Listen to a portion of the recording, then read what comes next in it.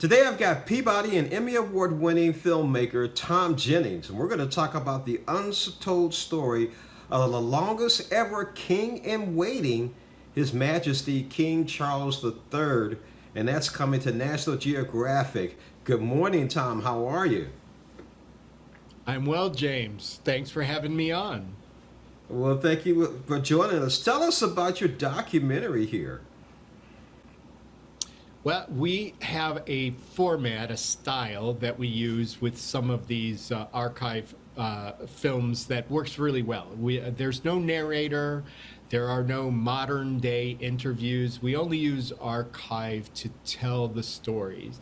And it's, as you can imagine, it's very difficult because we're relying on what may have been filmed or recorded decades ago.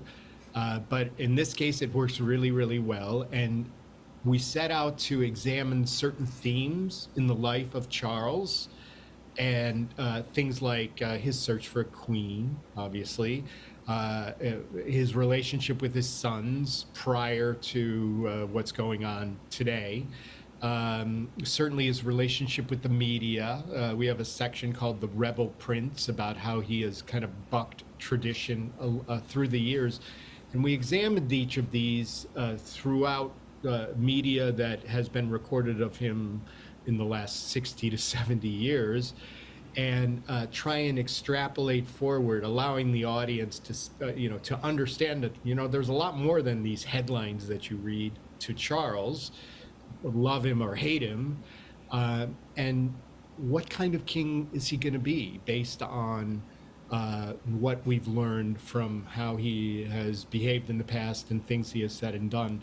And what I learned is he is a much more complicated and complex person than I had given him credit for. I didn't know most of the things that are in this film, and I like to think that I stay up on the news, but there's a lot more there than I had given him credit for.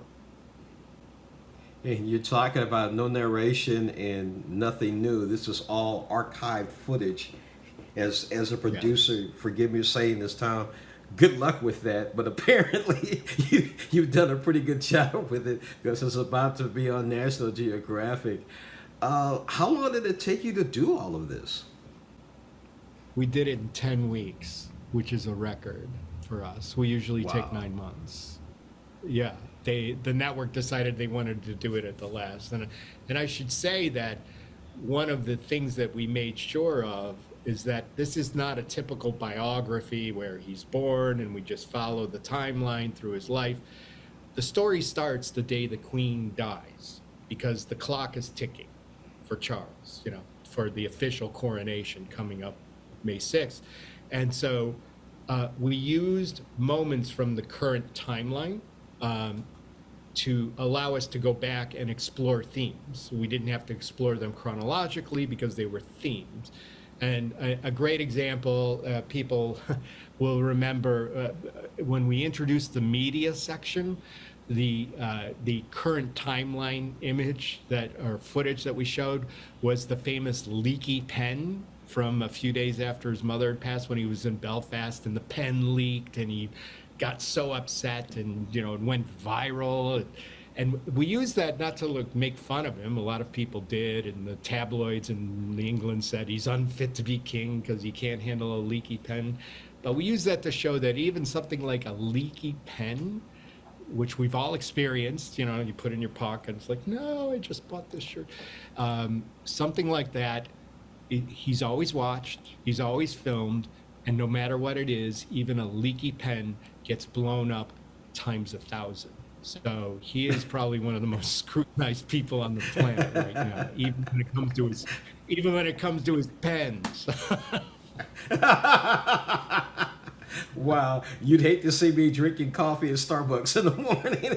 I can imagine that. Tom Jennings, thank you so much for joining us on Morning Blend. Again, when does this premiere on National Geographic?